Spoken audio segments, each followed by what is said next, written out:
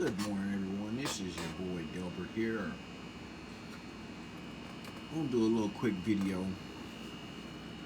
I just watched my buddy Ethan do a Heli video of the size comparison, and want to give you guys just a little bit more information that he didn't put out there for you guys. These helis, the helis that he's talking about in his video, are all totally different helis. Ain't now one of those helis are the same. Even though they are running the same 3S battery and 3S system on there, you have to remember, guys, because I literally just crashed this one right here last week when I went out to my brother-in-law's house, and the wind like literally gusted up to like over 40 something miles an hour and lifted this thing up and crashed it into the tree, killed the main gear, landing skids, and that was about it in the blade grip that was right here on top right here. But like I say, there's a lot of information that you guys want to know. Even though these helis they look the same, they are not the same. You have different motors in each one of those helicopters. As you can see, that is not the same motor as this one is right here, as is in the 230S or the 330S. Those are totally different motors that's inside those helicopters, and you have to remember that each one of these helicopters will run different head speed because of the voltage of the battery, and not only the voltage of the battery, the voltage of the ESC, what the ESC can handle. Some of these units, what people don't realize, can run a 4S battery. These 3S motors can run 4S batteries. It's not only the motors, you have to check on the ESC, check out the capability of your ESC, see what your ESC can run, because a lot of these 3S setups will run 4S, and that is the truth. And like I say, these helicopters are not the same at all whatsoever, and I do not recommend a Blade 150 for a beginner. This is a collective pitch helicopter. Now, I would recommend the Blade SR, those ones right there, that's more fixed pitch, because you need to learn how to fly it before you move over to a collective pitch helicopter.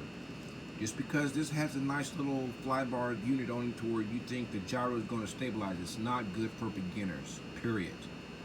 Like I say, it is not good for beginners. I would recommend the Blade SR and those, the 120 and things like that, the smaller Blade helicopters, because the thing about that, and I've been watching a lot of people who's buying these big helicopters, if you guys don't learn, you guys want to fly, if you guys don't learn the orientation, that is the biggest thing. That's why I strayed away from helicopters a while back when I first started from the big ones, because I didn't learn my orientations. I was always crashing. Anybody can pick up a helicopter and fly it like this once you learn it. You see what I'm saying? But you have to learn the orientations: front, side hover, tail end hover, and nose end hover. Once you get those down, oh my God, you will have easy flight. Whipping it back and forth, you will know what to do. You know what I'm saying? You will know how to fly your helicopter if you don't know your orientations. Because guess what? If you flying it this way, and guess what? You turn this way, you're gonna lose orientation. You need to know how to fly that helicopter in different orientations. When it's coming towards you, when you turn in sideways, all those different things come into effect, guys. You have to remember. And when you get into the 6S batteries, when you jump from a 3S to a 6S, it's totally different. It's a totally different beast. It goes back to, like I was sitting there saying, your motor and your ESC. You see what I'm saying? And on top of that, your head speed are changing too. Your head speed is a whole lot faster on 6S versus 3S. And you have to remember that, guys. That's one of the biggest things. But like I say, I would recommend for you beginners, not no Blade 150S. No.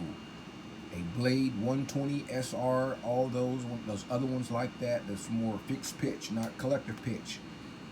Like I said, that's a whole lot other stuff that you have to learn. And I'm serious. Now, if a lot of you guys have been flying airplanes, cool, and you guys will know what I'm talking about. But like I say, if you guys do not learn the correct orientations, it's going to be a problem even if you're trying to do sport flying. You see what I'm saying? Because you have to fly the helicopter this way, right? And then turn it back around and come back this way, right? Okay, that's easy. When you start to learn how to fly, that's easy to do. But that's what I'm saying. And then when you get out, notice a lot of you guys, when you hit that idle up button, you guys don't know that's you creating that head speed. You see what I'm saying? And that's another thing. Not until you flip it upside down is when the controls is going to be backwards. Forward is back, back is forward, left is right, right is left. And that's literally what it is. And everything is a whole lot more twitchy when you hit that idle up button, period. You're no longer in that safe mode when you hit that idle up button from 1 to idle up 2. And things can happen really quick. You can crash your helicopter really quick because your rates go from super slow to super fast, what a lot of people don't realize. And that's when a lot of people get into trouble.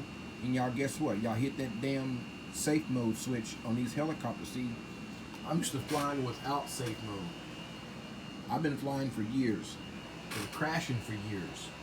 Been doing 3D almost for years. You see what I'm saying? But I am not pulling my big one out up here. I am not going to do 3D with this big girl. You know what I'm saying? Because I know what the cost is going to cost me when I crash or something like that versus these smaller ones. And that's why I ordered the new 450, the 470 LP kit. Can't wait for that to come in because I have a bunch of stuff that I still got left over. I had bought the Align ESC because I was going to change my 450 up there into a 470. I put a 450L tail on it, ordered the tail piece and everything. And this was my the servos, the original Align DS 410 servos that I had on my